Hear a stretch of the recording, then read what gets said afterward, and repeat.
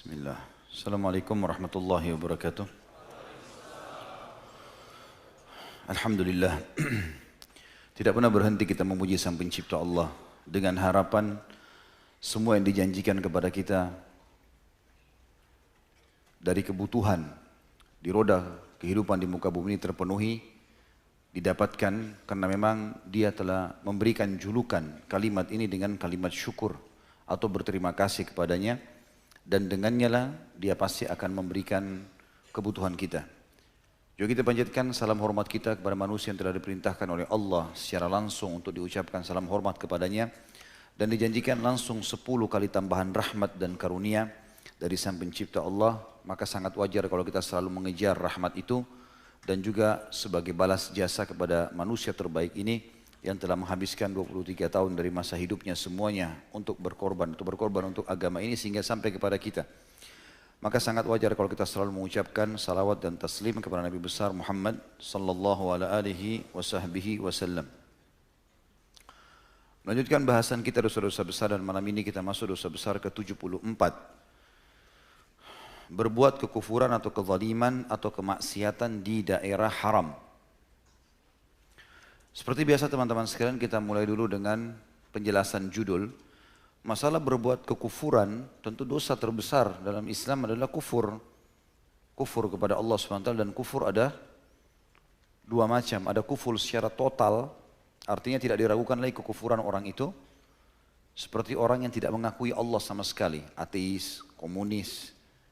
Ini kufur sudah jelas, nggak ada lagi keraguan di dalamnya.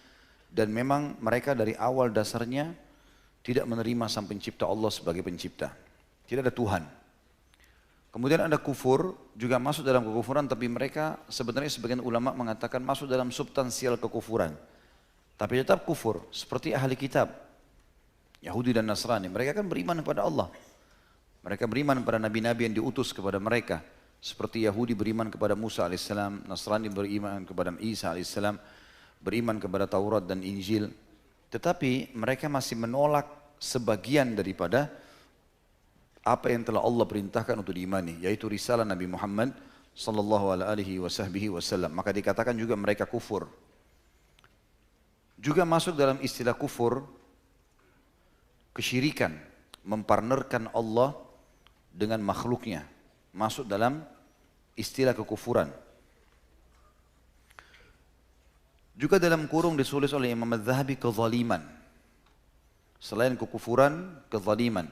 Zalim artinya mengambil hak orang lain atau tidak memberi hak orang lain. Misal mengambil tanah orang lain, mengambil harta orang lain. Atau ada pekerja yang bekerja dengan dia dan dia tidak memberikan haknya. Itu kezaliman. Kemudian juga kemaksiatan secara umum. Semuanya pelanggaran agama, besar atau kecil, di wilayah haram ini dikategorikan perbuatan dosa besar. Maksudnya dosa-dosa ini kadar balasannya berat. Itu yang dimaksud. Jadi kalau misalnya dosa besar yang terjadi di luar wilayah haram, maka di wilayah haram bisa lebih besar daripada itu dari sisi hukuman. Dosa kecil di wilayah lain dan di wilayah haram, secara hukuman akan lebih besar wilayah haram. Secara hukuman. Nanti kita akan jelaskan dalilnya berhubungan dengan masalah itu. Walaupun dia masih dikategorikan dosa kecil, kalaupun dia dosa kecil di wilayah haram, tetapi hukumannya berat, hukuman besar. Saya bacakan dalilnya. Imam Az-Zahabi rahimahullah menyebut dalil yang pertama adalah surah Al-Hajj ayat 25. Sebelumnya, daerah haram ini ada dua yang disepakati oleh para ulama, Mekah dan Madinah. Dikenal dengan wilayah Haramain. Sebagian ulama menambahkan satu wilayah lagi, Masjid Aqsa, wilayah sekitar Aqsa. Juga diistilahkan dengan wilayah haram. Tetapi yang paling masyhur dalam pendapat ulama adalah dua, Mekah dan Madinah. Jadi kita sedang membahas berbuat kekufuran, kezaliman, kemaksiatan, ya, ini di wilayah haram. Kenapa dibahas wilayah haram? Karena wilayah yang memang dimuliakan oleh Sang Pencipta Allah Subhanahu wa Ta'ala. Nanti akan kita jelaskan insya Allah, kalau Allah mudahkan nanti, batas wilayah haram Mekah dan batas wilayah haram Madinah. Allah berfirman dalam surah Al-Hajj ayat 25 yang diangkat oleh Imam Az-Zahabi sebagai pembukaan dalam dosa besar 74 ini. A'udzu billahi minasyaitonir rajim. Wal masjidil haramil ladzi ja'alnahu lin-nasi sawa'anil 'akifu fihi wal bad. ومن يرد فيه بإلحاد بظلم نذقه من عذاب أليم. Dan Masjidil Haram di Mekah yang telah kami jadikan untuk semua manusia, siapa saja mau beriman bisa, dan menjadikannya sebagai tolok ukur atau kiblat, baik yang bermukim di situ maupun dari padang pasir atau di luar pemukiman Mekah. Dan siapa yang bermaksud di dalamnya, di wilayah Masjidil Haram atau wilayah haram itu sendiri, melakukan jenis kejahatan secara zalim, maka niscaya akan kami rasakan kepadanya siksaan yang pedih. Kata sebagian ulama tafsir yang dimaksud dengan ancaman di sini, siapa yang ingin, baru niat, baru mau mengerjakannya, baru mengatur strateginya, berbuat kekufuran, berbuat kezaliman, menumpahkan darah, ya, mengganggu orang lain, kemaksiatan secara umum termasuk mencuri, menipu dan seterusnya, baru niat saja ancamannya adalah nuzikhu min azabin alim. Kami akan berikan dia siksaan yang pedih. Bagaimana dengan orang yang sudah terlanjur mengerjakan? Maka akan lebih berat daripada itu. Ini kata sebagian ulama tafsir. Lalu yang dimaksud juga di sini istilah manusia dalam surah Al-Hajj ayat 25, teman-teman sekalian, saya katakan tadi adalah orang-orang yang beriman. Karena orang musyrik, orang kafir nggak boleh masuk ke wilayah haram. Dalilnya tentu di buku kita tidak ada, tapi di surah At-Taubah surah nomor 9 ayat 28 yang bunyinya, A'udzubillahi minasyaitonirrajim, ya ayyuhalladzina amanu innamal musyrikuuna najasun fala yaqrabul masjidal harama ba'da 'amihim hadza. Wa in khiftum 'ailatan fasawfa yughnikumullahu min fadlihi in syaa innallaha 'alimun hakim. Hai orang-orang yang beriman, sesungguhnya orang-orang musyrik itu najis. Orang-orang kafir dianggap dalam agama seperti itu. Maka janganlah mereka mendekati Masjidil Haram sesudah tahun ini. Maksudnya tahun pembebasan kota Mekah. Setelah Nabi SAW bebasin kota Mekah, nggak boleh lagi ada orang musyrik di Mekah. Wilayah haram harus keluar. Kalau di Jeddah, di kota-kota lain selain wilayah haram masih boleh. Makanya sampai sekarang pemerintah Saudi tidak mengizinkan siapapun orang non-muslim masuk ke wilayah haramain, Mekah sama Madinah. Kita kalau lagi naik mobil, mau menuju ke Madinah dari Mekah, ada tulisan di sebelah kanan jalan sebelum masuk Madinah, khusus jalan untuk orang non-muslim. Mereka keluar, gitu kan, di luar wilayah haram. Kata Allah SWT, hai orang-orang beriman, sungguhnya orang-orang musyrik itu najis, maka janganlah mereka mendekati, bukan saja masuk, mendekati Masjidil Haram sesudah tahun ini. Dan jika kalian khawatir karena mereka dikeluarkan, nanti kalian miskin, maka Allah pasti akan memberikan kepada kalian kekayaan dari karunia-Nya.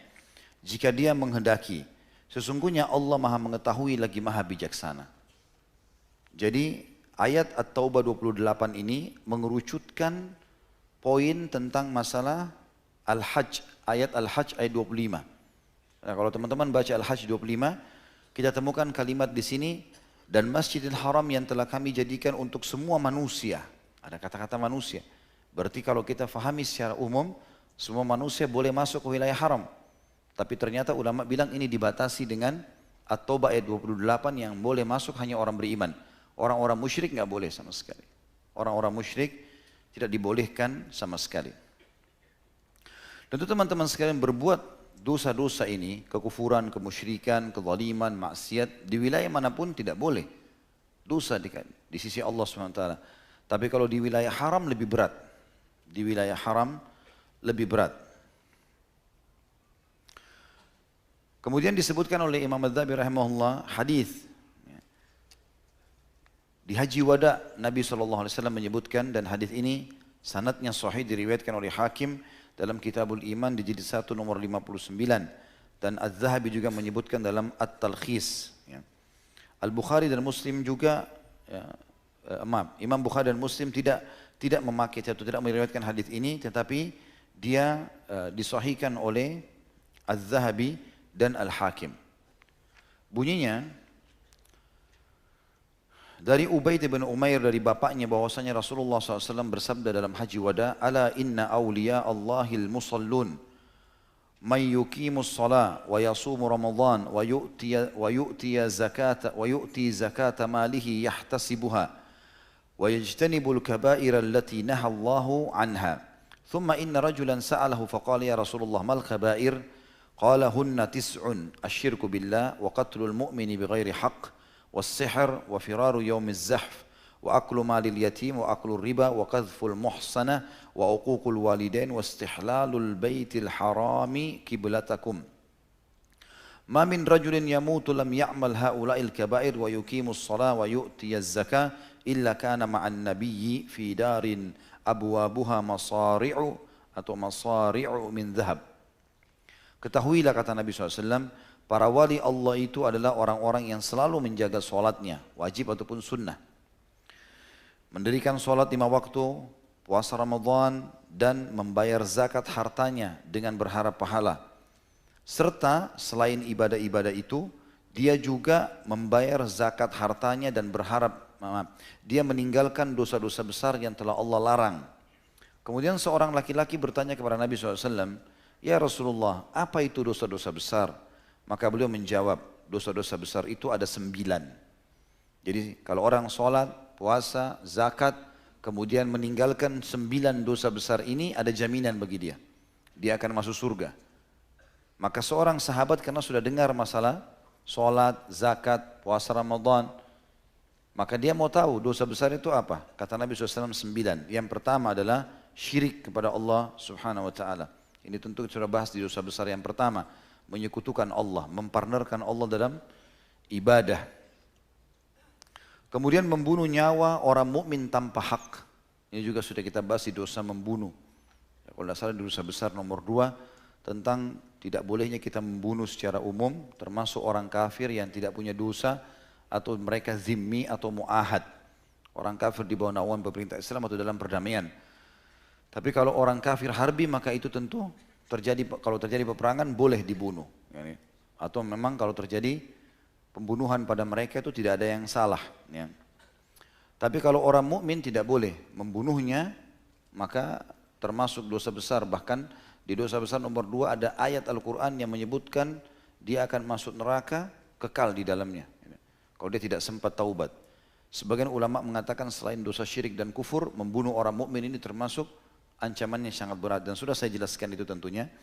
Yang ketiga sihir, juga sudah kita jelaskan ini dosa besar di awal-awal. Melarikan diri ketika perang berkecamuk, memakan harta anak yatim, memakan riba, menuduh perempuan yang baik-baik melakukan zina, durhaka kepada kedua orang tua, kemudian saksi bahasan kita, menghalalkan Baitullahil Haram, kiblat kalian. Nanti saya kembali ke kalimat ini ya. Tidaklah seorang laki-laki mati, kata Nabi SAW, tidaklah seseorang di antara kalian mati dan tidak pernah melakukan dosa-dosa tersebut di mana dia mendirikan sholat, membayar zakat, melainkan dia pasti bersama Nabi SAW di suatu rumah atau istana yang pintu-pintunya dari lempengan emas. Maksudnya di surga nantinya. Saksi bahasan kita teman-teman sekalian menghalalkan Baitullahil Haram. Apa maksudnya menghalalkan di sini? Melanggar apa yang sudah ditetapkan oleh Nabi alaihi salatu wassalam. Kita dengarkan hadisnya. Hadis yang sahih kata Nabi SAW, wilayah haram. Tidak boleh terjadi pertumpahan darah. Tidak boleh dicabut pohonnya. Tidak boleh dibunuh hewannya. Siapa yang coba niat melakukan perbuatan-perbuatan buruk di wilayah ini atau melanggar peraturan-peraturan yang ada, maka dia akan dikenai laknat ya, Allah, malaikat dan seluruh manusia. Ya. Berarti memang ada larangan di sini, tidak boleh sama sekali. Kalau misalnya ada sebuah pohon yang memang darurat sekali, pohon itu mengganggu atau tumbang, ya, atau tumbuh liar sehingga memang dia harus dibersihkan, maka ini ada fatwa ulama mengkhususkannya. Kalau untuk maslahat Mekah dan masyarakatnya, maka itu masih ada pengecualian. Tapi kalau tidak, maka tidak boleh sama sekali. Makanya hewan-hewan pun di sana seperti banyaknya burung merpati di dekat sekitar Masjid Haram tidak ada yang ganggu. Semua wilayah haram ini tidak dibolehkan. Ada hadis Nabi SAW yang menyebutkan 5 hewan boleh dibunuh baik itu di haram atau di luar haram. Ini pengecualian juga. Ya, yang kata Nabi SAW 5 hewan itu adalah tikus, ya. Kemudian burung, gagak, dalam riwayat lain dikatakan yang di dadahnya atau di punggungnya ada bulu berwarna putih. Jadi hitam dengan warna putih. Kemudian anjing yang buas, kemudian kalajengking, kemudian ular. Ya. Ini 5 hewan di wilayah haram atau di luar haram kita boleh membunuhnya. Nggak ada masalah gitu. Ya. Ada riwayat lain menyebutkan masalah cecak.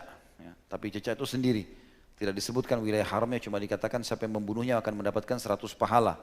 Sampai Aisyah radhiyallahu anha punya cambuk khusus untuk membunuh cecak. Tapi 5 hewan ini kalau ditemukan di wilayah haram boleh dibunuh. Ya. Ular, kalajengking, tikus, burung gagak, ya, terutama kalau hitam yang ada bulu warna putih di dada atau di punggungnya. Kemudian apa tadi, anjing buas, ya, kalajengking, ini semua boleh dibunuh. Wilayah haram ini teman-teman sekalian dimuliakan, dan yang paling pertama menentukan wilayah haram di Mekah adalah Ibrahim alaihissalam.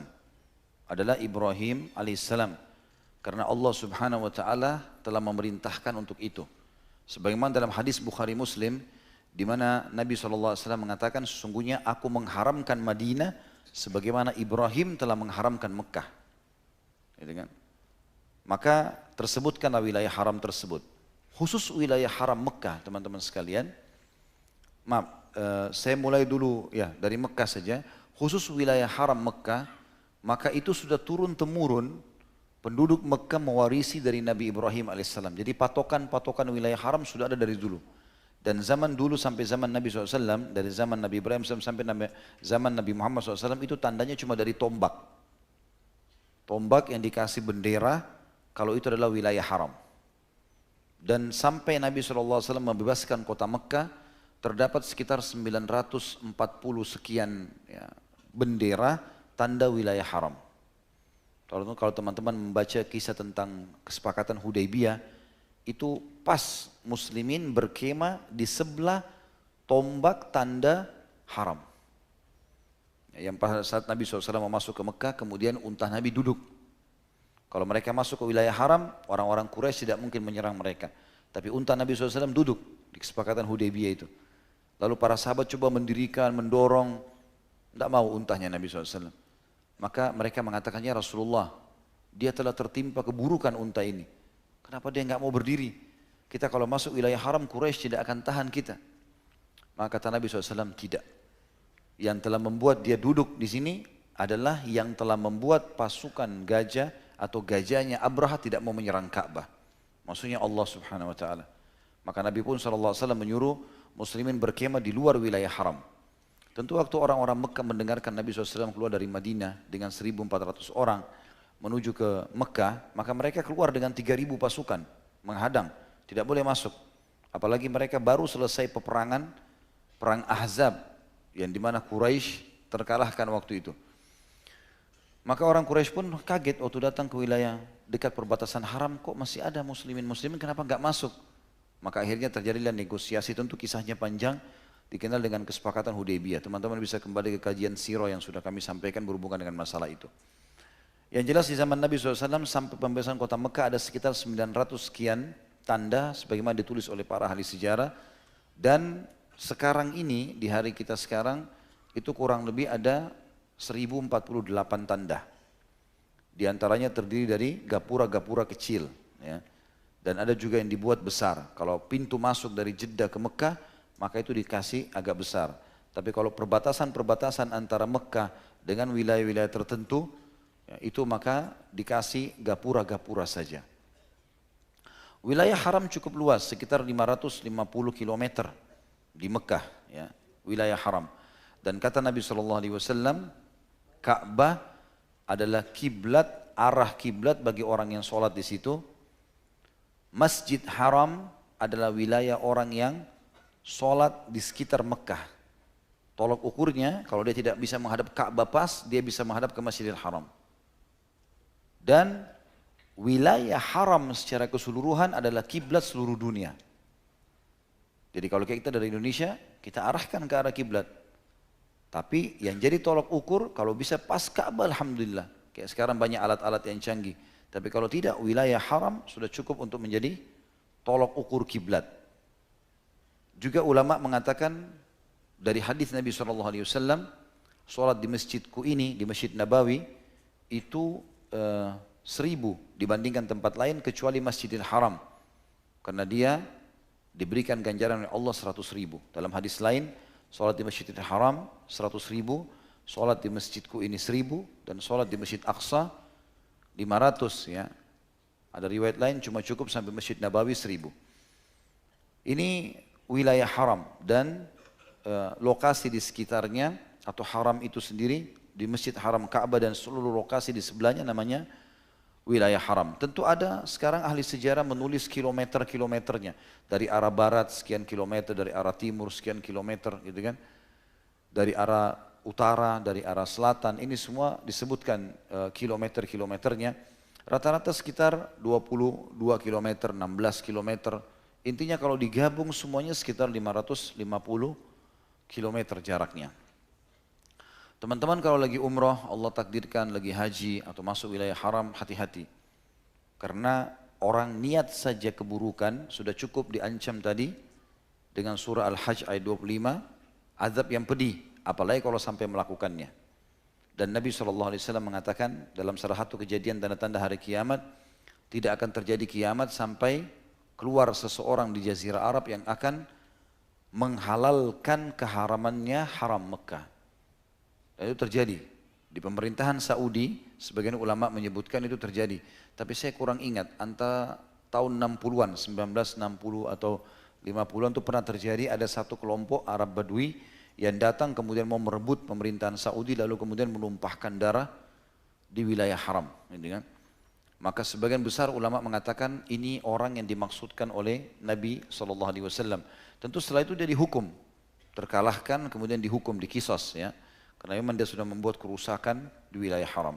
Ada sebagian yang menyebutkan yang dimaksud dengan Nabi SAW ini adalah perilaku Qaramitah. Qaramitah ini kelompok Syiah ya.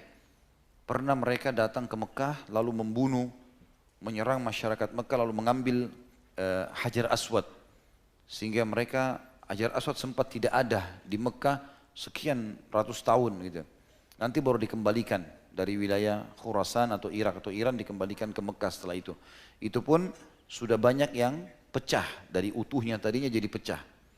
Dulu salah satu dosen kami mengatakan, waktu menjelaskan masalah Hajar Aswad ini, coba kalau lagi cium Hajar Aswad perhatikan di situ akan ada serpian-serpian batu. Nah serpian batu itu adalah serpian aslinya Hajar Aswad yang akhirnya disatukan berbentuk seperti sekarang. Awalnya utuh semua tapi pernah pecah waktu diambil oleh orang-orang Qaramitah ini. Dan ini juga kata sebagian ulama, makna daripada hadis Nabi SAW tanda-tanda hari kiamat adalah perbuatan itu. Tapi Allahu alam yang mana yang memang Allah inginkan, apakah perjanjian Qaramitah itu atau kejadian orang dari warga negara Saudi yang pernah membuat kekacauan sehingga dikisos. Dan ini juga termasuk yang disebutkan wilayah haram. Kemudian dalam hadis yang lain disebutkan oleh Imam Az-Zahabi, nanti setelah saya sebutkan ini baru saya akan sebutkan masalah Madinah.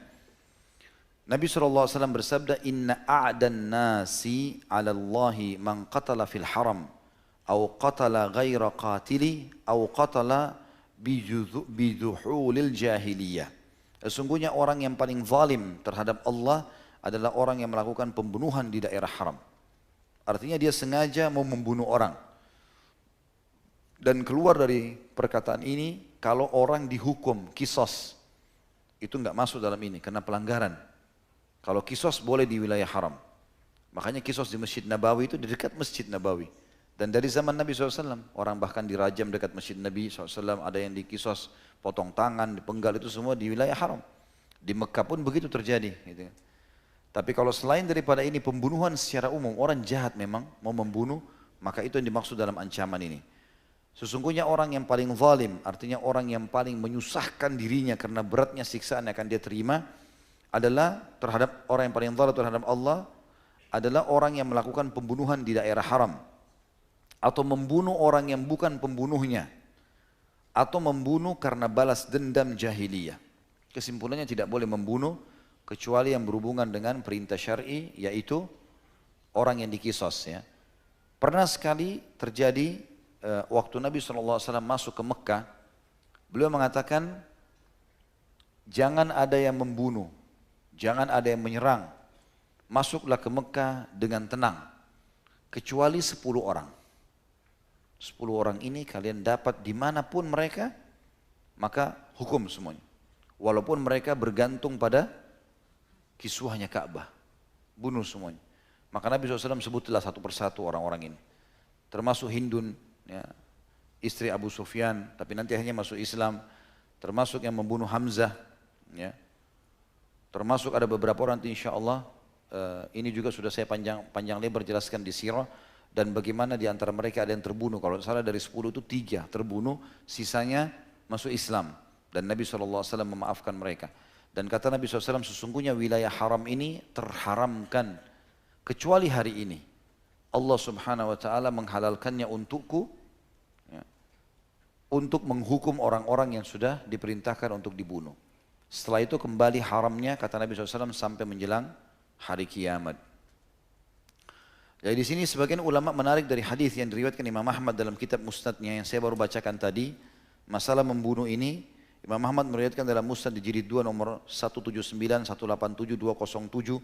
Ini semuanya ulama menarik sebuah hukum syar'i yang lain. Kalau apapun yang tertuju kepada hal yang membawa kepada kematian, baik itu menggunakan obat atau membuat kerusakan sehingga orang lain kena sesuatu yang bisa membawa dia pada kematian, seperti narkotika, ya, narkotika atau apalah, atau mungkin dia cuma niat mau mencelakakan saja, menaruh sesuatu batu yang tajam atau apalah paku, kemudian orang yang dia jadikan target tabrakan, dia tidak niat membunuh tapi dia ingin mencelakakan, ini juga sudah masuk kepada ancaman-ancaman yang ada tadi. Nabi SAW juga teman-teman sekalian menyebutkan haramnya Madinah. Dan beliau mengatakan dalam hadis tadi sudah saya sebutkan, Allah Subhanahu wa Ta'ala telah mengizinkan Ibrahim mengharamkan Mekah, maka aku pun mengharamkan Madinah. Kalau Madinah wilayahnya lebih besar daripada Mekah secara luas haramnya, ya. Madinah totalnya semua sekitar 22.000 kilometer, ya. Kalau tepatnya itu 22 kilometer, 22,176. Kalau Mekah tadi cuma 550 kilometer, ya, semua totalnya. Jadi Madinah lebih luas. Tentu juga ada wilayah timur, barat, utara, dan kalau kita keliling di Madinah, satu waktu kalau teman-teman datangi Madinah, bisa minta ke mutawifnya, bayar mobil ekstra di luar daripada travel, minta keliling. Sekarang pemerintah Saudi sudah buat lingkar Madinah dalam lingkar Mekah. Kita kalau lewati itu mengelilingi kota Madinah, dan itu adalah wilayah perbatasan wilayah haram. Jadi pada saat kita keliling kita akan lihat ini batasnya, ada tiang-tiangnya, sana lewat lagi ada batasnya. Jadi kita mengetahui wilayah itu. Juga wilayah haram ini teman-teman sekalian, baik Mekah maupun Madinah, adalah wilayah yang tidak akan dimasuki oleh Dajjal. Yang kita tahu pada hari kiamat, ya. Jadi lebih tepatnya sebenarnya bukan kotanya, bukan wilayahnya, bukan kotanya tapi wilayah haramnya. Ya, bukan kotanya tapi wilayah haramnya. Kata sebagian ulama berhubungan dengan masalah tidak masuknya Dajjal nanti pada hari kiamat nanti. Kesimpulan daripada bahasan kita teman-teman sekalian, perbuatan dosa semuanya haram dalam agama Islam, kecil ataupun besar, dan semuanya berefek kepada seseorang, apapun sifatnya itu. Bahkan dosa-dosa yang tidak sengaja pun dilakukan, maka bisa saja berefek hukuman dari Allah SWT untuk membersihkannya. Karena seperti dosa itu seperti segelas racun, kita minum dalam kondisi sadar atau tidak sadar, tetap berefek dan kita harus membersihkannya. Sama juga dengan hadis Nabi SAW, bagaimana diterimanya doa seseorang yang bajunya kotor, tidak ada alas kaki, rambutnya penuh dengan debu, sementara makanan, minuman, pakaiannya haram. Kata sebagian ulama hadis, ini dia sengaja makan atau minum dan pakaian haram atau tidak sengaja. Makanya seorang muslim harus hati-hati. Tetap ada konsekuensi daripada hukuman. Tetapi hukuman orang yang tahu lebih berat daripada orang yang tidak tahu. Makanya ada pembersihan dosa harian, kan. Kalau kita wudhu bersih dosanya, kalau kita berbuat ibadah apa saja dibersihkan dosa. Karena dosa-dosa yang tidak disengaja pun ini dibersihkan oleh Allah Subhanahu wa Ta'ala. Kalau dikerjakan di wilayah haram lebih berat. Saya kasih contoh-contohnya. Saya temukan ada beberapa travel kita, semoga Allah berikan hidayah. Pada saat mereka safar, mereka tidak meneliti orang yang berangkat ini mahram atau bukan. Ya. Sehingga dibuatlah mahram palsu. Misal, supaya si perempuan ini bisa berangkat. Tanpa mereka sadari, karena dianggap mahramnya, waktu antri di imigrasi biasanya harus bersebelahan. Tanpa disadari oleh travel, mungkin dia tidak sampai ke sana pikirannya, tapi dia tidak sadari ternyata orang ini jadi kenalan. Terjadilah pacaran, karena dianggap mahram. Dosa ini. Berarti mereka berdosa dengan perbuatannya, berdosa juga travel yang menyiapkannya. Selain memang itu data palsu, kebohongan, tambah lagi di wilayah haram terjadi ini. Karena kan dia bukan cuma di Indonesia, dia juga masuk ke wilayah haram. Ini bahaya sekali, hati-hati. Walaupun seseorang di antara kita misalnya pada saat lagi umroh atau haji, sempat mungkin terbuka kecenderungan dengan seseorang lawan jenisnya, dia tidak boleh buka pintu maksiat. Kalau dia mau menikah itu menikah, beda, gitu kan? Itu beda.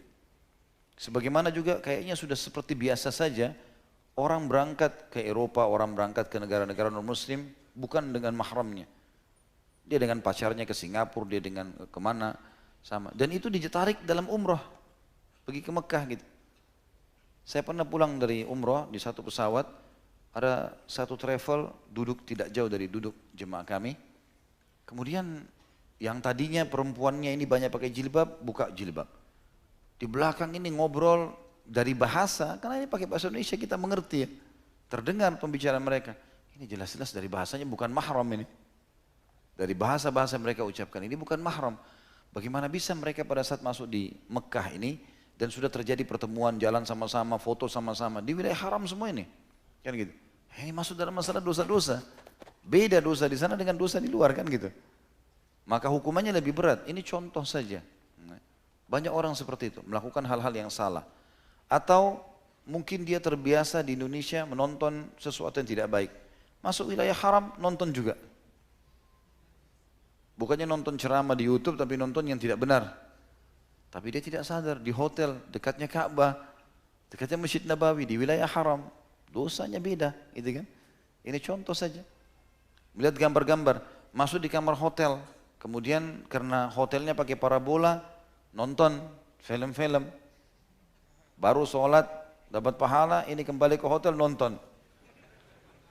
Padahal sebenarnya umumnya hotel-hotel di sana, kalau kita baru nyalain, baru pasangin kartunya, baru nyala lampunya, biasa langsung keluar channel Masjid Haram, channel 1 Saudi misalnya itu, channel Masjid Haram, orang kita lihat tawaf atau Masjid Nabawi. Cuma remote ada, orang pencet-pencet keluar ke sana sini karena memang parabola. Nah, ini juga termasuk, hati-hati ya. Kemudian juga banyak hal-hal teman-teman sekalian karena kita baru interaksi dengan jemaah yang lain, maka kadang-kadang syaitan tetap menggoda walaupun di Mekah dan Madinah. Maka terjadilah goda-godaan misalnya untuk gunjing, untuk fitnah, ya. Ini ghibah orang lain, menyalahkan orang lain, menganggap remeh orang lain. Hati-hati. Juga termasuk dosa-dosa yang kadang-kadang tidak disadari, ucapan kalimat yang tidak baik. Sering begitu teman-teman sekalian. Subhanallah, saya waktu haji beberapa waktu lalu, kebetulan bergabung dengan satu travel, kemudian ada jamaah travel yang lain, ribut waktu lagi di kemah di Mina, ribut. Ada satu jemaah jatuh, pingsan, dibawa ke rumah sakit. Saya nggak tahu ceritanya apa gitu. Kebetulan waktu itu memang sempat ada ceramah-ceramah yang saya sampaikan dengan ada ustadz dari travel itu juga. Maka kami berdua partner untuk menyampaikan ceramah-ceramah. Harus ada jemaah yang datang, ustadz, tadi itu yang jatuh itu, yang sakit, orang di antara jemaah ini yang paling tidak bisa kontrol lisan orang ini. Dan subhanallah dia waktu jatuh tadi, dia mendengkur seperti mendengkurnya, sapi, gitu kan. Sapi atau kerbau dia bilang gitu. Apa kira-kira kita bisa memahami ini Ustaz? Kenapa bisa seperti ini gitu ya? Maka saya bilang, apa ada kalimat yang dia ucapkan? Kira-kira ada nggak dia ucapkan kalimat mungkin dia menghina, mungkin dia apa? Ada Ustaz, dia sering ucapin. Jadi kalau masuk ke kamar di restoran hotel, karena prasmanan gitu kan, dan makanannya biasanya sama hari ini, sama besok sama, lusa sama, kadang-kadang cuma berganti sedikit. Maka dia sering ucapkan, kenapa kita disiapin makan ini seperti sapi? Bukan mustahil itu. Mungkin jadi doa buat dia. Ya Allah SWT datangkan cobaan itu ya. Ada paman saya menceritakan, Tentu ini bukan berarti harus terjadi, tapi bisa saja karena berdoa buruk adalah dosa kan gitu. Atau bisa terjadi, mohon maaf, bisa terjadi. Atau bisa malah terjadi pelanggaran agama kalau dia doakan keburukan orang padahal orang itu tidak layak misalnya. Dia bilang ada satu orang tokoh masyarakat di Indonesia ini berangkat sama dia, sama paman ini, dan paman ini saya percaya sekali Masya Allah. Beliau bilang pada saat dia tawaf sama jemaah yang lain, terus dia lihat Hajar Aswad, diceritakan sama ustadz yang sedang membawa itu Hajar Aswad, kita sunnahnya mencium. Maka begitu dia lihat, ini bahasa paman saya ya, karena dia dengar orang ini bilang, kok kayak, maaf, kamar mandi, WC. Bahasa dia begitu. Ini kisah nyata disampaikan oleh paman saya. Setiap kali dia lihat Hajar Aswad dia selalu ucapkan itu. Kok begitu bentuknya ya?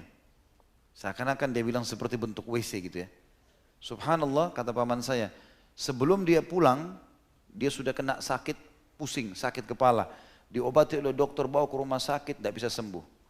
Satu-satunya cara supaya dia bisa sembuh gitu kan. Hilang sakit kepalanya dia kalau cium kloset di WC. Iya. Jadi dia setiap pusing, dia datang ke WC, dia mencium WC itu, baru pusingnya hilang. Kuasa Allah SWT. Jadi jangan sampai hal-hal ini terjadi. Ini kita kasih contoh-contoh supaya tidak terjadi. Karena tentu bukan mustahil seseorang di antara kita melakukan perjalanan umroh atau haji ya. Karena wilayah-wilayah ini sangat luar biasa. Kita kembali kepada surah Al-Hajj tadi, ayat 25. Kalau orang baru niat saja, ya, di sini dikatakan oleh Allah, saya ulangi, A'udzubillahi minasyaitonir rajim, wa may yurid fihi bi ilhad. Siapa yang bermaksud saja ya, melakukan ilhad, pelanggaran-pelanggaran, kejahatan-kejahatan agama, kecil ataupun besar, nuzikhu. Kata-kata dzaka yadzuku. Jadi kalau kita makanan, orang Arab kalau mau coba makanan, maka bahasa Arabnya itu zuk ya. Zuktu ta'am misalnya, saya sudah mencoba mencicipi makanan. Allah menggunakan kalimat itu, kami akan rasakan buat dia azabin alim, azab yang pedih. Ya, ada di situ ya. Makanya jangan sampai terjadi pelanggaran-pelanggaran teman-teman sekalian. Ya. Dan kita tahu juga bahkan dalam ihram pun, kalau kita sudah berihram ya, beda kalau sudah lepas dari ihram. Dalam berihram pun, di antara hal yang dilarang adalah orang berihram tidak boleh melamar, dilamar, menikah atau menikahkan. Padahal ini ibadah loh. Padahal ini ibadah. Kalau dalam ihram tidak boleh. Dilarang. Kata Nabi SAW, orang yang sedang berihram, artinya dia lagi masuk di wilayah haram, lagi mau umroh, lagi mau haji. Lagi dalam kondisi ihram, tidak boleh menikah, tidak boleh menikahkan, tidak boleh dilamar, tidak boleh melamar. Gitu ya. Bahkan suami istri pun dianjurkan untuk tidak berbicara yang berbau syahwat. Mereka boleh bergandengan, tapi boleh duduk bersebelahan, tapi tidak boleh bicara kode-kodean sama istrinya misalnya nanti malam ya. Diam, gak usah bicara masalah. Nanti selesai tahallul baru. Tapi ini semua kata ulama adalah bagian daripada kemuliaan terhadap ibadah umrah haji yang hanya dikerjakan di wilayah haram, di Mekah, tidak bisa yang lain gitu kan. Berarti memang di sana harus betul-betul kita menjaga semua ini teman-teman sekalian. Jadi bersihkan diri, dan sangat baik sebagian jemaah kita dari Indonesia yang berniat begitu pulang haji, pulang umrah, saya sekarang sudah harus berhijab, saya sudah harus lebih baik, saya sudah harus, itu bagus sekali. Dia tarik kebaikan-kebaikan itu dari sana. Makanya sebagian jemaah pernah bilang sama saya, Ustadz kenapa kita kalau di sini kayak rasanya dekat sekali sama akhirat, enak dan sekali ibadah gitu ya. Maka saya bilang karena di sini Bapak Ibu programnya juga ibadah. Di sini belum azan kita sudah atur program. Ini sebentar lagi azan ke masjid. Kita selalu 5 waktu ke masjid. Jaga sholat qobliyah, ba'diyah, sholat tahajud, baca Al-Quran. Program kita ibadah. Kita masuk pasar, nggak ada musik. Perempuan semua pakai hijab. Nggak ada celah dosanya gitu kan. Artinya bisa saja terjadi pelanggaran, tapi memang itu yang membuat kita akhirnya terjaga. Kalau ini kita bisa jaga juga di Indonesia, insya Allah akan sangat baik. Insya Allah akan sangat baik. Allahu a'lam. Ini bahasan kita insya Allah. Kita akan buka pertanyaan seperti biasa. Setelah sholat isya, namun kemungkinan insya Allah ya, ini kemungkinan saya lagi meminta kepada salah satu Syekh Abdul Aziz, semoga Allah jaga beliau, salah satu orang yang dijadikan sebagai rujukan di Saudi. Beliau mendatangi Indonesia kebetulan karena diamanahkan oleh guru saya, Dr. Saleh Suhaimi dari Madinah. Beliau menelpon saya langsung mengatakan ini ada sahabat dekat saya dari Qasim, dan beliau salah satu rujukan ulama di sana. Tolong Khalid, ada hajat dia di Indonesia, dibantu. Beliau sudah 2-3 hari sini dan saya minta tadi kepada teman-teman tim untuk membawa beliau ke masjid ini. Kalau beliau sudah tiba, insya Allah nanti setelah sedikit pertanyaan Ba'da Isya, saya akan minta beliau untuk menyampaikan wasiatnya kepada kita semua. Minimal antum bisa mendengarkan langsung dari lisan syekh atau ulama ini insya Allah. Mungkin ada yang kita bisa ambil manfaat secara keimanan dan saya coba terjemahkan semampu saya tentunya. Subhanakallahumma bihamdika, asyhadu an la ilaha illa anta astaghfiruka wa atubu ilaik. Wassalamualaikum warahmatullahi wabarakatuh. Assalamualaikum warahmatullahi wabarakatuh. Alhamdulillah, wassalatu wassalamu ala rasulillah. Segala puji bagi Allah subhanahu wa ta'ala, juga salawat dan taslim kepada Nabi besar Muhammad sallallahu alaihi wasallam. Tentu beberapa pertanyaan sudah masuk di sini, ikhwan dan akhwat sekalian, tapi karena beliau sudah datang, maka saya melihat lebih baik kita dahulukan beliau, karena sudah datang jauh-jauh, meluangkan waktu ke masjid kita ini, mudah-mudahan kita bisa mengambil manfaat dari beliau. Namanya Syekh Abdul Aziz Al-Khalifi, Syekh Al-Khalifi. Beliau tinggal di wilayah Qasim. Kegiatan sehari-hari tentu ada penunjukan resmi dari pemerintah Saudi untuk jadi imam dan khatib di masjid. Dan beliau setiap bulan Sya'ban sampai akhir Ramadan itu selalu berada di Mekah untuk menjawab fatwa-fatwa berhubungan dengan masalah, tentu bergabung dengan masyayikh yang lain ya, para jemaah haji dan umrah, begitu juga di musim haji beliau bersama Tawiyah Syekh Mak. Iya, jadi memang ada dibentuk oleh pemerintahan Saudi namanya Tawiyah. Itu biasanya yang dianggap sudah kapabilitasnya cukup, maka mereka hadir, dipanggil oleh kerajaan Saudi untuk ke Mekah sehingga bisa membantu untuk menjawab pertanyaan-pertanyaan jemaah haji dan umrah. Kurang lebih seperti itu. Dan usia beliau sudah 60 tahun. Dan mungkin di Indonesia sekitar 18 hari. Sekarang sudah berjalan sekitar 3 hari saja. Dan saya belum mengenal beliau sebelumnya. Saya hanya mengenal beliau dari orang yang sudah saya sangat kenal. Salah satu ulama di Madinah, Dr. Shalih Suhaimi, yang merekomendasikan agar saya membantu beliau. Maka karena ada di sini kesempatan, maka kita coba mengambil manfaat. Fadhal Syekh. Assalamualaikum warahmatullahi wabarakatuh.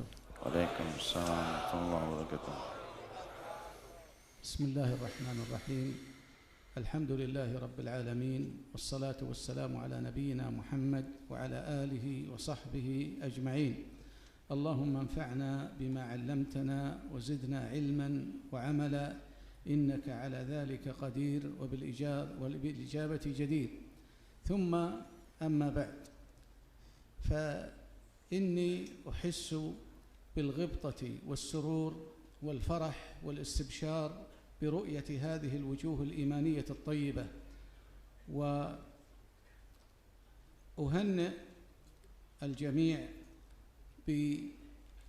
بشيخهم الشيخ خالد على تولي تعليمهم وتدريسهم وتوجيههم، وهذا من نعمة الله سبحانه وتعالى عليكم، فالزموا غرزه واستفيدوا من علمه.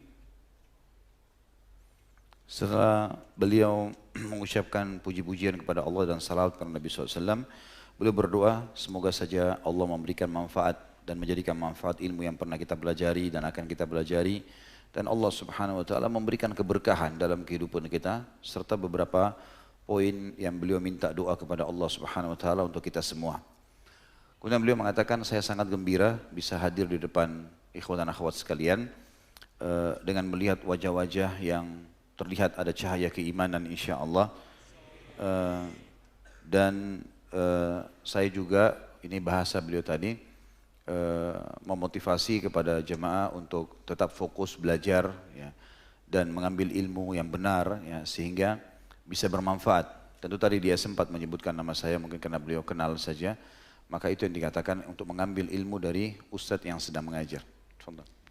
والحقيقة بحكم عملي في التوعية بالحج والعمرة وجدت أن الإخوة الأندونيسيين في الحج من أفضل الحجاج تنظيما وترتيبا ومحبة للخير ورغبة في معرفة الحق.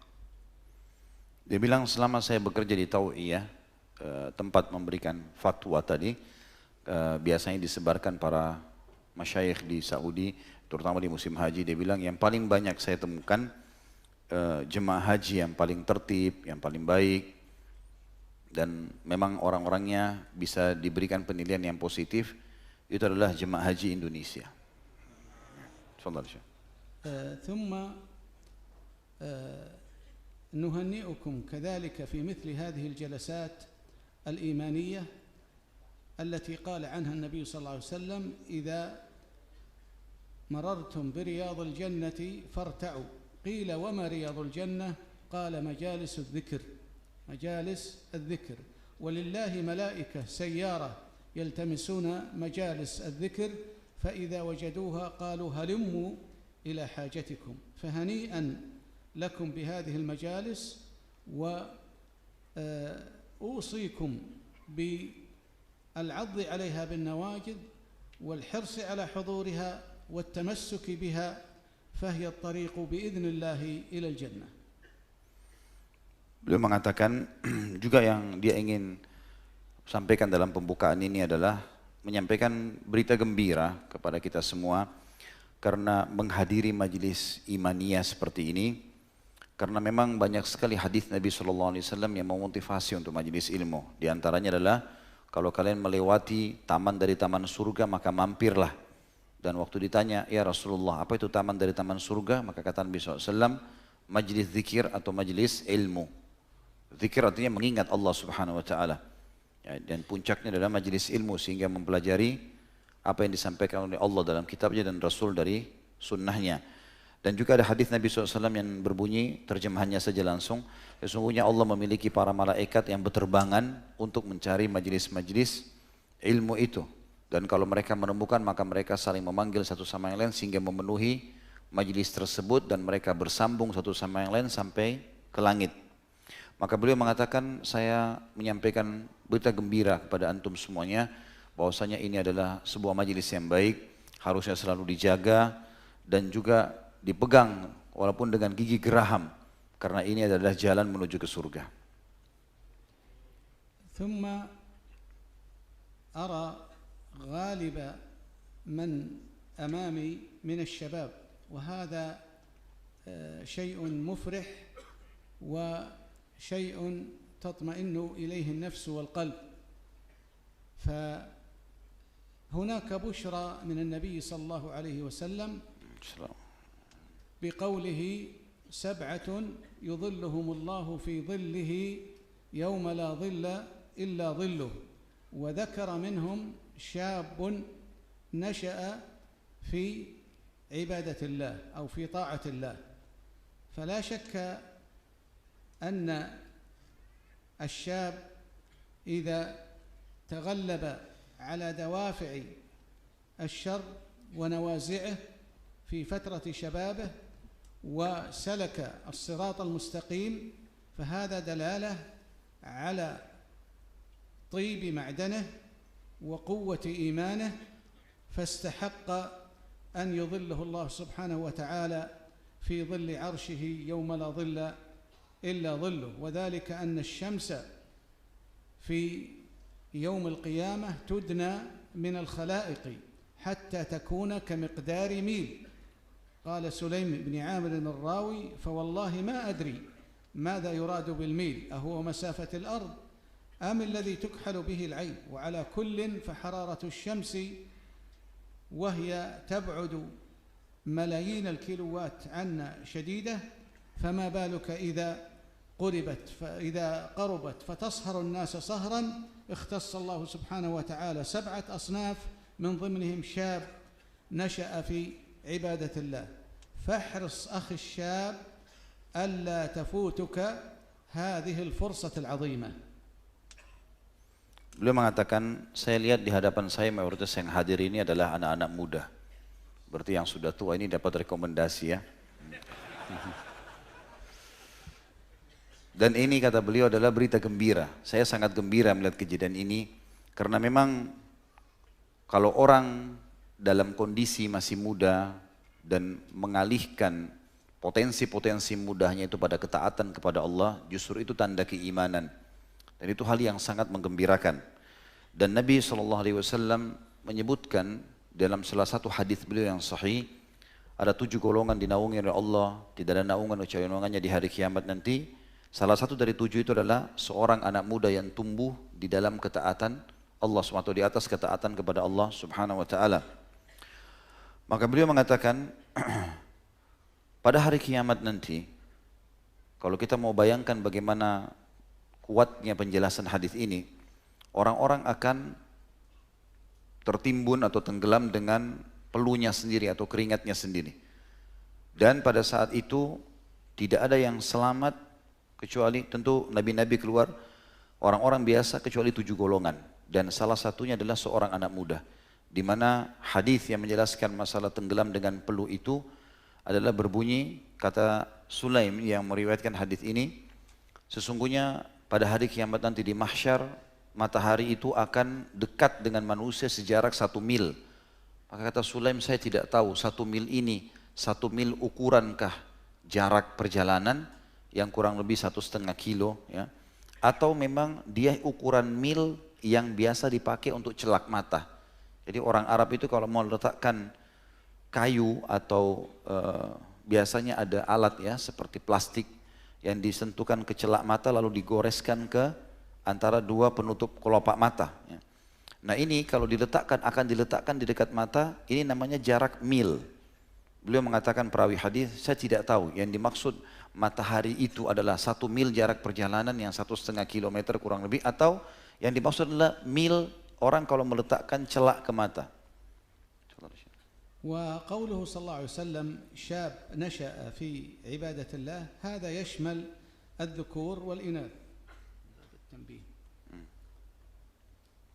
Beliau mengatakan bahwasanya dan perlu digarisbawahi kalimat Nabi SAW, anak muda yang tumbuh dalam ketaatan Allah itu masuk laki-laki dan perempuan.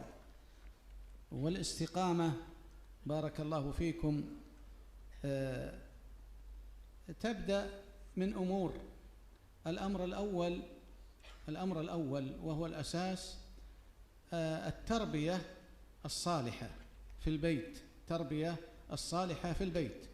ومعلوم قول النبي صلى الله عليه وسلم ما من مولود إلا ويولد على الفطرة فأبواه يهودانه أو ينصرانه أو يمجسانه، ولم يقل أو يسلمانه لأنه في الأصل مسلم. فإذا وفق الله سبحانه وتعالى هذا المولود بأسرة طيبة مباركة تنشئه على الخير وعلى طاعة الله، فهذه من أسس الاستقامة. ثانيا المجالسة الصالحة، كما قال النبي صلى الله عليه وسلم مثل الجليس الصالح وجليس السوء، مثل الجليس السوء والجليس الصالح كمثل الجليس الصالح والجليس السوء كحامل المسك ونافخ الكير. فحامل المسك إما أن يحذيك وإما أن تجد منه ريحا طيبة، ونافخ الكير إما أن يحرق ثيابك أو تجد منه رائحة كريهة.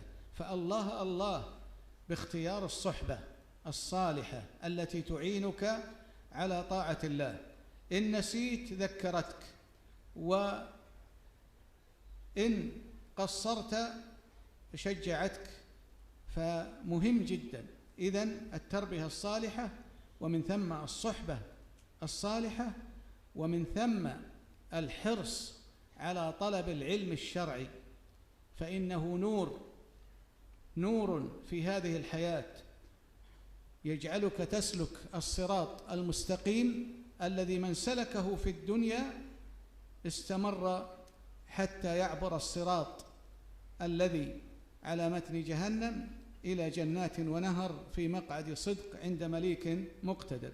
ونحن في الصلوات المفروضة ندعو الله 17 مرة اهدنا الصراط المستقيم، لأن عدد الركعات الصلاة المفروضة 17، فنحن ندعو اهدنا الصراط المستقيم. فمن سلك الصراط المستقيم في الدنيا على الكتاب والسنة يسهل عليه سلوك الصراط غدا في الآخرة عندما ينصب على متن جهنم. Beliau mengatakan bahwasanya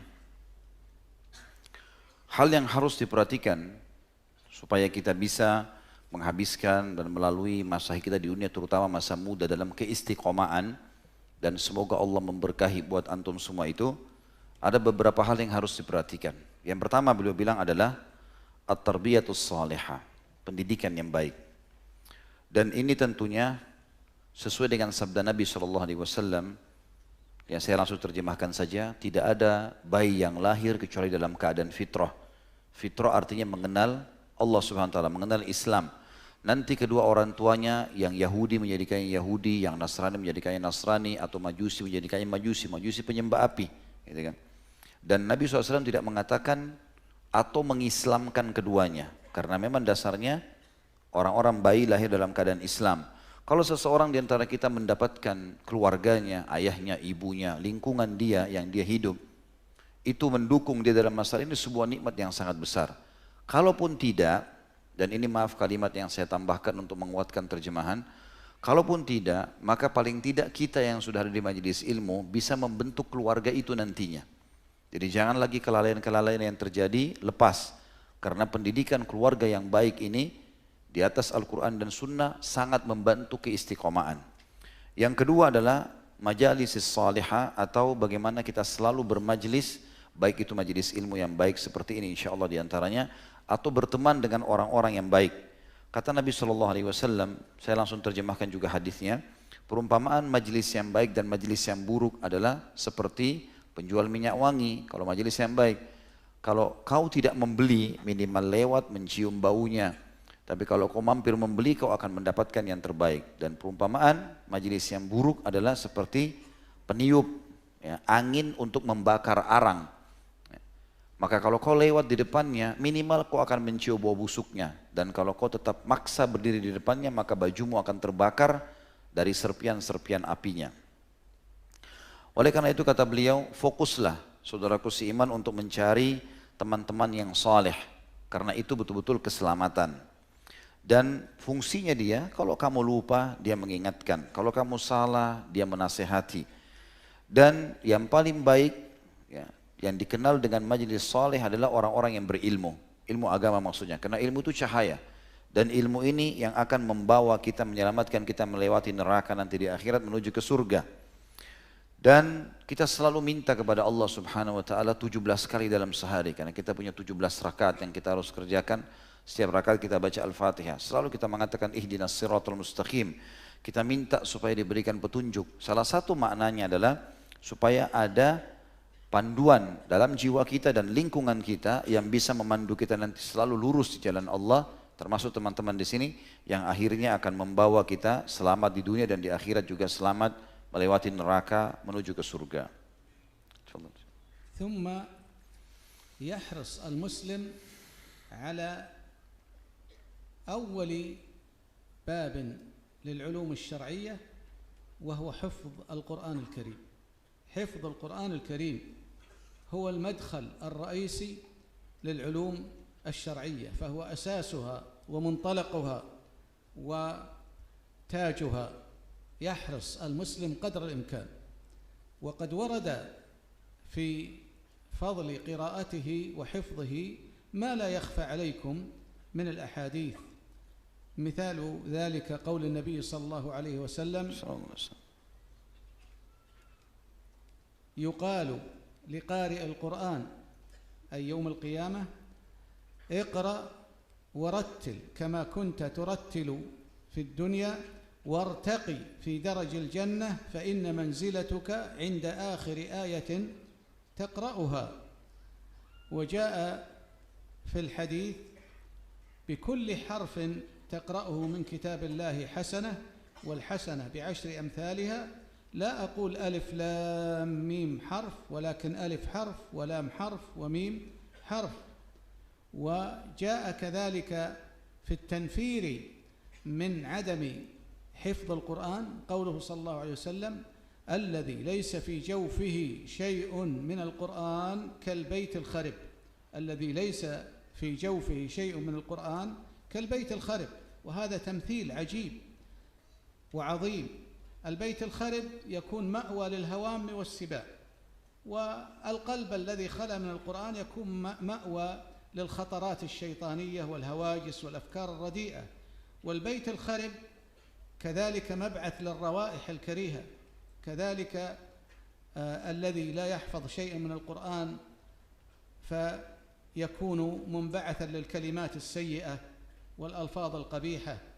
فينبغي على المسلم الحرص على حفظ كتاب الله، ثم يبدأ بالمختصرات في العقيدة ويحفظها، ويجعل له نصيبا مهما من علم العبادات، من علم العبادات، لأن العبادات هذه لا بد أن تؤخذ بالتلقي، كما قال النبي صلى الله عليه وسلم: صلوا كما رأيتموني أصلي، وقال: خذوا عني مناسككم.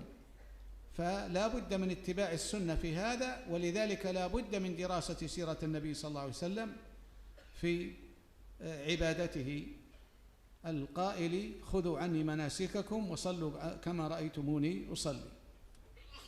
Beliau mengatakan yang selanjutnya, selain daripada tadi ada pendidikan yang baik, ada juga majelis yang baik, adalah fokusnya anak-anak muda muslim ini dan kaum muslimin umum untuk menuntut ilmu syar'i. Dan dia mulai dengan mempelajari Al-Quran, baik itu bacaannya, hafalannya, mempelajari tadabburnya, karena ini adalah mahkotanya ilmu itu. Banyak orang subhanallah belajar ilmu agama tapi menjauhi Al-Quran. Tentu ini kalimat terakhir tambahan dari saya untuk melengkapkan saja.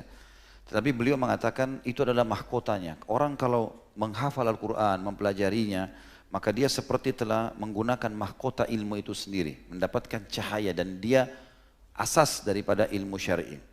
Dan sudah banyak sekali hadis yang menjelaskan dan tidak tersembunyi buat kita semua, artinya kita semua sudah sering mendengarnya.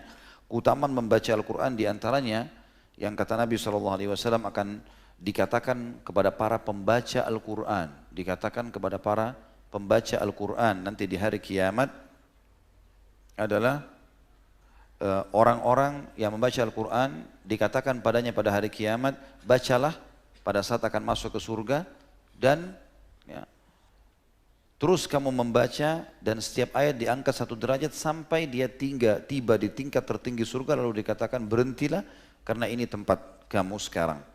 Kemudian juga sudah sangat masyhur hadis Nabi SAW yang dikatakan setiap huruf Al-Quran mendapatkan satu pahala yang akan dilipat gandakan menjadi 10 kali lipat. Dan juga sebaliknya ada hadis-hadis yang datang yang mengancam justru orang yang tidak membaca Al-Quran, tidak mempelajarinya, tidak menghafalnya, seperti hadis sahih yang menjelaskan, dan Nabi SAW memberikan perumpamaan yang sangat tepat di sini, perumpamaan orang yang tidak ada dalam jiwanya, hatinya Al-Quran, itu seperti rumah yang rusak. Dan kata beliau tadi dirincikan, ini perumpamaan yang sangat tepat, rumah yang rusak artinya rumah yang sudah mau roboh, tidak ada penghuninya. Ini pasti paling tidak bersarang padanya 2 hal. Yang pertama, bersarang padanya binatang-binatang dan serangga. Sehingga memang kalau setelah ditempati oleh serangga dan binatang ini sudah tidak nyaman orang untuk masuk ke dalamnya. Dan yang kedua, dia akan masuk di dalamnya atau akan mengeluarkan bau-bau yang tidak enak. Bau lembab, bau hal yang tidak enak, kotoran hewan. Dan itu diibaratkan oleh Nabi SAW untuk jiwa yang tidak memiliki Al-Quran atau tidak mempelajarinya sama sekali.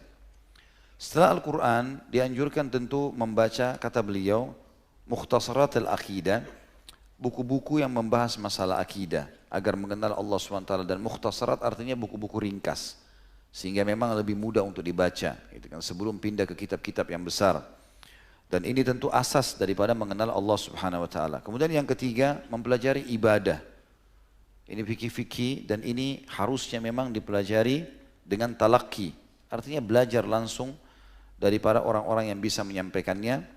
Karena memang Nabi SAW pun menyuruh sahabat itu, sebagaimana dalam hadis yang masyhur tentang solat, sallu kama ra'aitumuni usalli, salatlah sebagaimana kalian melihat saya solat. Masalah haji dan umrah, khudu anni manasikakum, ambillah manasik dari aku. Berarti menandakan memang kita harus mengambil langsung ilmu itu. الحقيقة أنا لا أريد الإطالة، خصوصا أني أرى البعض يتثاءب وهذا دلالة على أن الوقت صار طويلا، لكن نختم بأن ما ذكرنا يحتاج إلى شرطين، أي عمل مرهون قبوله بشرطين. الشرط الأول الإخلاص لله سبحانه وتعالى، بمعنى أنك لا تريد بعملك لا رياء ولا سمعة ولا محبة ثناء من الآخرين، لأن هؤلاء لن ينفعوك، وإنما تعامل مع الله سبحانه وتعالى. والشرط الثاني المتابعة للنبي صلى الله عليه وسلم، لأن النبي صلى الله عليه وسلم يقول: من عمل عملا ليس عليه أمرنا فهو رد، أي مردود، مهما كان حسنا في نظرك أو نظر الآخرين. من عمل عملا ليس عليه أمرنا فهو رد. يقول الله سبحانه وتعالى: فمن كان يرجو لقاء ربه فليعمل عملا صالحا ولا يشرك بعبادة ربه أحدا. أدعو الله سبحانه وتعالى أن يرزقني وإياكم الإخلاص في القول والعمل، وأن يجمعنا وإياكم ووالدينا ووالديهم ومن نحب في الله، أن يجمعنا في جنات ونهر في مقعد صدق عند مليك مقتدر، وأن يرزقنا صحبة سنته صلى الله عليه وسلم في الدنيا لنحظى بصحبته غدا في الجنة. وآخر دعوانا أن الحمد لله رب العالمين، وصلى الله وسلم وبارك على نبينا محمد وعلى آله وصحبه أجمعين. Beliau bilang sebenarnya saya tidak mau memperpanjang materi karena sudah banyak yang menguap saya lihat. Saya terjemahkan apa adanya ya. Jadi kayaknya menguap ini sudah mengajak untuk menutup majelis gitu ya.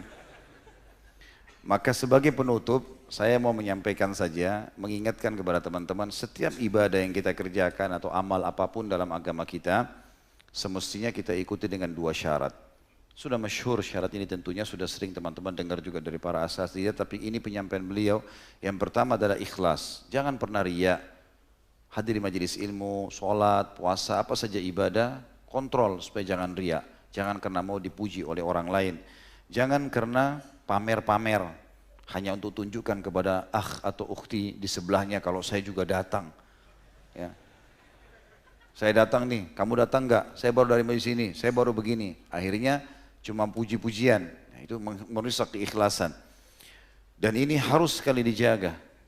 Tidak ada gunanya sama sekali kita menunggu atau mengambil pujian dari manusia. Maka berta'amullah, artinya bermuamalah, bagaimana kita fokus kepada sang pencipta Allah Subhanahu wa taala. Kita datang ke majelis ilmu, kita sholat, kita kerjakan ibadah semuanya karena Allah Subhanahu wa taala. Yang kedua, ini juga sudah masyhur adalah mengikuti Nabi alaihi salatu wassalam dalam segala sesuatunya. Karena dalam hadis yang sudah masyhur, siapa yang berbuat amal, ya artinya amal ibadah dalam agama yang tidak ada contoh dari kami, maka dia akan tertolak.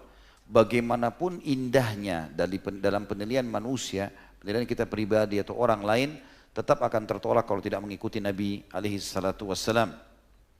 Allah SWT sudah menyebutkan itu dalam akhir surah Al-Baqarah, surah Al-Kahfi tentunya, ya, yang artinya, saya langsung terjemahkan saja. Barang siapa yang ingin bertemu dengan Tuhannya, maka dia harus beramal saleh dan jangan dia menyekutukan sesuatu pun dengan Allah. Makna di sini beramal saleh adalah sesuai dengan panduan wahyu tentunya, karena ada kalimat setelahnya, jangan syirik dan jangan menyekutukan sesuatu dengan Allah. Jadi jangan sampai dirusak. Jangan sampai riya, jangan sampai tidak mengikuti contoh-contoh yang sudah ada. Dan akhirnya beliau berdoa kepada Allah SWT, semoga Allah memberikan kepada kita, mengaruniai kita semua keikhlasan dan istiqomah dalam agama. Dan juga Allah menggabungkan kita dengan kedua orang tua kita semuanya, dan kerabat dan orang yang kita cintai di surga. Dan juga agar kita selalu berpegang pada sunnah Nabi SAW, sehingga dengan sunnah itu kita pegangi sampai meninggal dunia, kita akan bersama baginda Nabi SAW di surga tentunya. Beliau mengulangi lagi, jadi bukan membuka ceramah lagi ya, tapi menekankan lagi. Beliau mengatakan, saya tetap mau mengulangi lagi karena ini banyak sekali yang hadir, maka mau disampaikan, saya masih terus kagum dengan jemaah haji Indonesia, dia bilang, karena adanya kepatuhan. Mereka kalau antrinya rapi dibandingkan negara lain. Rupanya beliau tidak tahu kalau di sini kadang-kadang ada juga yang menyimpang. Tapi alhamdulillah sudah cukup bagus penilaian dibandingkan dengan jemaah haji yang lain gitu kan. Dan beliau rupanya tertarik menilai koper travel kita yang warna-warni. Beliau mengatakan dan saya juga tertarik dengan warna-warna yang satu warnanya gitu. Dan mereka tidak pernah keluar dari jalur patuh kalau disampaikan gitu kan. Maka itu juga satu hal yang membuat para masyayikh di Mekah kagum dengan warga Indonesia. Jazakallah khair Syekh. Dia tanya kenapa antum ketawa katanya. Ana qultu lahum ya Syekh anna الشيخ ما يعرف أن هنا في كمان غير منظم. أنت قلت أنهم منظمين. فأنا قلت أن الشيخ ما يعرف أن هنا في شيء غير منظم. لا لا إن شاء الله في منظم. Ana pamit sama beliau untuk membaca beberapa pertanyaan karena sudah terlanjur masuk. Jadi beliau bilang nggak masalah. Mau saya bilang saya baca cuma 2-3 pertanyaan. Beliau bilang 100 juga nggak apa-apa. Karena dia bilang saya senang duduk bersama anak-anak muda ini. Ya. Rupanya malam ini predikat muda bagus sekali. Ya.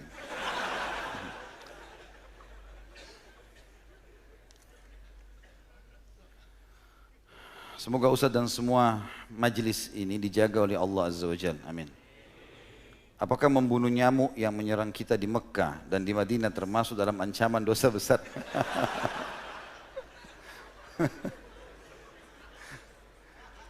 Tentu saja kalau hewan yang mengganggu nggak apa-apa. Tapi setahu saya di Mekah nggak ada nyamuk, ada? Allahu a'lam. Setahu saya selama ini nggak ada. Tapi kalaupun misalnya ada, maka itu tentu saja nggak ada masalah. Mau saya pastikan ke Syekh?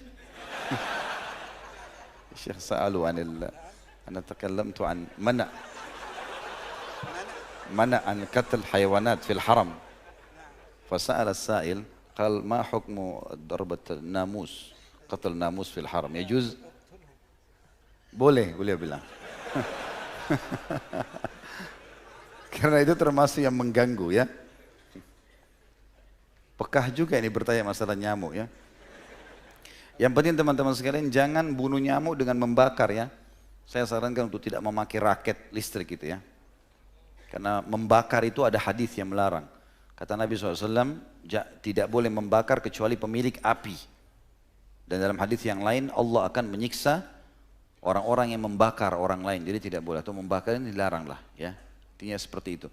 Maka lebih baik kita hindari supaya lebih aman. تبغى تقول شيء؟ نعم. كنت تبغى تقول شيء؟ لا لا. خمسة تقتل في الحل والحرم. أخبرتهم. Apakah mendoakan keburukan untuk orang lain di tanah haram, doanya akan diijabah oleh Allah? Kalau dia terzalimi, ya. Tapi ada begini opsinya teman-teman. Ada orang tidak bayar utang kita. Ya, piutang kita tidak orang itu utang dia tidak bayar. Ada orang fitnah, ada orang ghibah, ada orang segala macam. Kita punya dua opsi sekarang. Opsi pertama, antum doakan ya Allah butain matanya, ya Allah pincangin kakinya, apalah ya. Itu opsi pertama. Atau apalah antum mungkin lagi sakit hati doain orang. Itu opsi. Opsi yang lain antum bilang ya Allah berikan dia hidayah supaya dia bisa bayar utangnya. Berikan dia petunjuk. Mana yang lebih baik? Yang kedua, itu kan. Karena kalau antum yang pertama cuma sekedar dendam, Allah kasih misalnya, ya Allah matikan, mati, utangnya nggak dibayar, hah? Benar nggak? Tapi kalau antum bilang, ya Allah berikan hidayah segala macam, lalu dia jadi baik, mungkin dengan itu akhirnya bisa jadi kita dapat pahalanya selama dia baik kan? Jadi itu sangat baik, lebih baik kita memaafkan, ya, karena kita juga memaafkan. Pernah saya jelaskan teman-teman, kalau kita memaafkan orang lain yang berbuat salah, maka kita dapat pahala, tapi dia tidak lepas dari hukuman selama dia belum minta maaf. Ya. Jadi kalau kita mau maafin orang lain, tidak usah berpikir, oh kalau saya minta maaf nanti akhirnya jadi masalah ini. Enggak. Pernah ada kisah begini teman-teman sekalian, ada satu orang sahabat, maaf, Nabi SAW berkata begini, akan masuk dari pintu ini dituntut Masjid Nabawi, seseorang ahli surga, besok. Ini bukan riwayat yang pernah saya sampaikan ya, kalau yang saya sampaikan itu, riwayat yang dulu di majelis kita ini akan masuk sebentar lagi ahli surga. Kalau ini tidak riwayatnya, besok akan masuk satu orang. Para sahabat nunggu nih, gitu kan. Sempat Abu Hurairah berkata pada saat itu, ya Rasulullah, ya, siapa orang yang anda maksudkan ini? Maaf, saya ulangi kembali. Kata Nabi SAW akan masuk besok ahli surga dari sini, ditunggu oleh para sahabat. Besok datang seseorang, bajunya sobek, pakai sendal, ada yang putus talinya, penampilannya biasa sekali. Waktu Nabi SAW lihat, Nabi senyum dan Nabi SAW berdiri lalu bersalaman dengan dia, lalu memeluknya. Lalu orang itu berkata, ya Rasulullah doain saya. Kata Nabi SAW, semoga kau menjadi ya, sekutuku atau orang yang dekat denganku nanti di surga Firdaus. Para sahabat cemburu dengan doa ini, luar biasa, gitu kan? Lalu kata Abu Hurairah, ya Rasulullah, apa kelebihannya orang ini? Kenapa kok sampai seperti ini? Kata Nabi SAW, dadahnya lapang. Dadahnya lapang, suka maafin orang. Orang buat salah pun dimaafin, gitu. Sampai banyak diantara ulama tabi'in, kalau ada orang yang zalim dengan dia, maka dia masuk dengan kebaikan lah, ya. Dia masuk dengan kebaikan. Baik, begitu saja. Semoga majelis kita diberkahi olehnya dan dijadikan sebagai tambahan amal kita pada hari kiamat. Dan semoga seluruh amal yang pernah kita kerjakan dan sedang kita kerjakan juga yang akan kita kerjakan sampai menjelang ajal nanti diterima dengan kemahamurahannya dengan pahala yang sempurna. Dan semoga semua dosa tidak terkecuali yang pernah kita kerjakan diganti oleh Allah dengan kemahamurahannya menjadi pahala. Selalu kita doakan negara kita tercinta Indonesia menjadi negara yang aman, tentram, damai. Semua umat Islam di bawah naungan ukhuwah Islamiyah, diangkat perselisihan di antara mereka dan juga di dalam ibadah mereka kembali kepada Al-Quran dan Sunnah. Dan semoga semua yang menginginkan keburukan bagi Islam, Muslimin dan negara tercinta ini semuanya tipu daya mereka dikembalikan kepada diri mereka sendiri.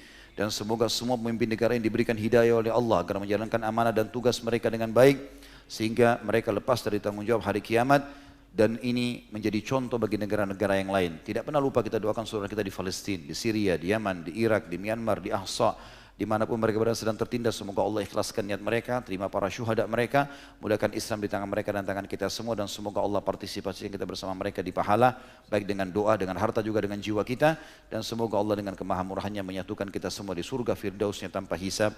Mana kita di majelis ilmu yang mulia ini. Wassallallahu nabiyana Muhammadin walhamdulillahi rabbil alamin. Subhanakallahumma bihamdika asyhadu an la ilaha illa anta astaghfiruka wa atubu ilaik.